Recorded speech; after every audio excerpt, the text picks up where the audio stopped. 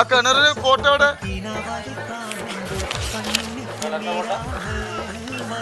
ഇത്ര ബില്ലായിട്ടുള്ളൂ? മൊത്തം എത്ര ബില്ല്?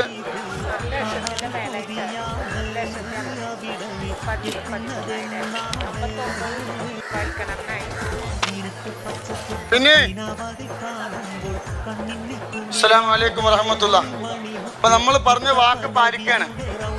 നമ്മൾ 1 ലക്ഷം റുപ്യക്ക് 1 ലക്ഷം കിണറിന് കഴിഞ്ഞ പ്രാവശ്യം നറുക്കെടുത്തിട്ട് കിട്ടി. ഒരു കിണർ കുഴിച്ചു. ഫോട്ടോ ഇവിടെ, കിണറിന്റെ ഫോട്ടോ. കിണർ കുഴിച്ചു, അതിൽ വെള്ളം കണ്ടു. ഇതിലുണ്ടോ കിണർ ഫോട്ടോ? വീഡിയോ ഉണ്ടോ?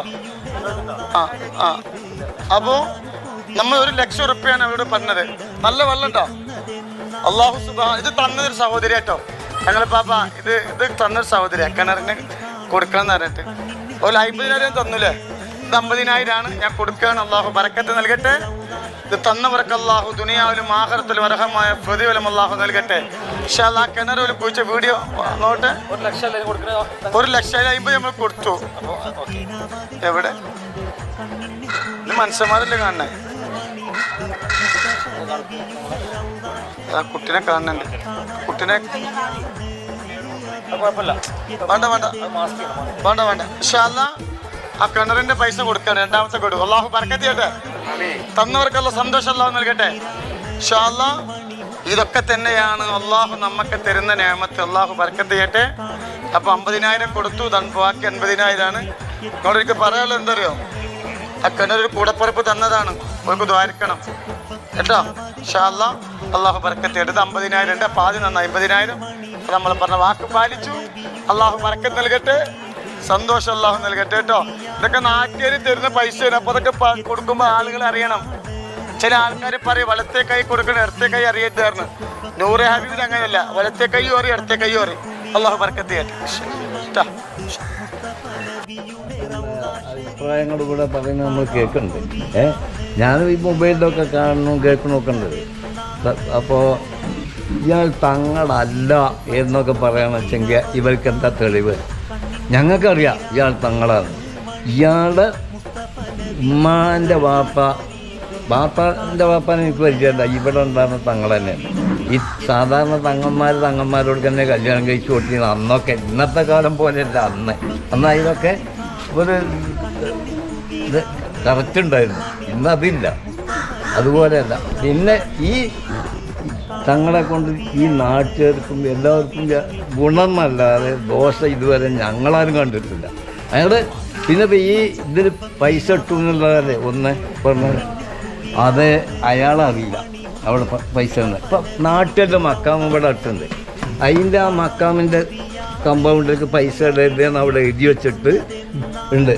പിന്നൊരു ആൾക്കാർ അവിടെ വന്നാൽ പൈസ ഇടുന്നില്ല. അതിനെന്താ ചെയ്യുക? ഈ വരുന്നവരെന്താ വെച്ചിട്ടുണ്ടെങ്കിൽ ഇയാളെന്ത് ചെയ്യും? അതല്ലെങ്കിൽ ഈ പിന്നെ പള്ളി കമ്മിറ്റിയാണ്.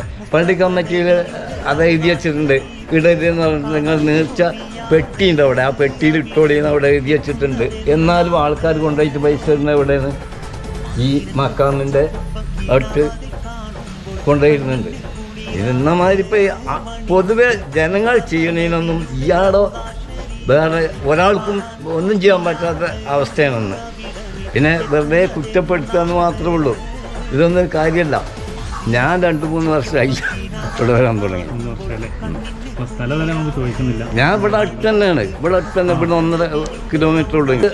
എൻ്റെ ഭാര്യയുടെ കാലുമ്മൽ എന്ത് ചെയ്താലും മാറാത്തൊരു ചൊറിയുണ്ടായിരുന്നു.